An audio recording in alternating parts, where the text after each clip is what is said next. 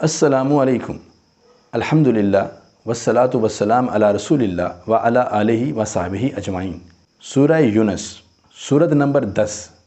سورہ یونس مکہ مکرمہ میں نازل ہوئی، جس میں 11 رکوع اور 109 آیات بینات ہیں۔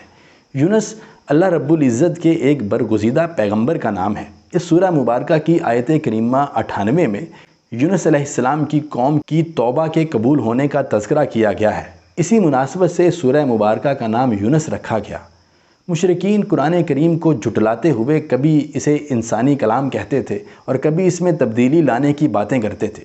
چنانچہ اس سورہ مبارکہ میں قرآن کریم کا تفصیلی تعارف کروایا گیا ہے کہ یہ اللہ کا کلام ہے، مومنین کے لیے رحمت ہے، کلام برحق ہے۔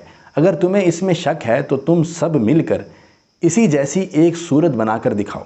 اللہ کا قانون ہلاکت اقوام یہ ہے کہ وہ پہلے دکھ کے امتحان میں مبتلا کرتا ہے، پھر سکھ کے امتحان میں۔ ظالم و مکار لوگ ان دونوں امتحانوں میں ناکام ہو جاتے ہیں۔ دکھ میں بے صبری اور سکھ میں ناشکری کرتے ہیں، اور پھر اللہ اپنی تدبیر چلتا ہے۔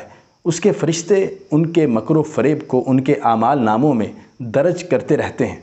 مشرکین مکہ اللہ تعالیٰ کو خالق اور رب تسلیم کرتے تھے، لیکن اس کی عبادت اور اطاعت، اس کی حاکمیت و تشریع میں شرک کیا کرتے تھے۔ چنانچہ اس سورہ مبارکہ میں رب کا صحیح تعارف کروایا گیا ہے۔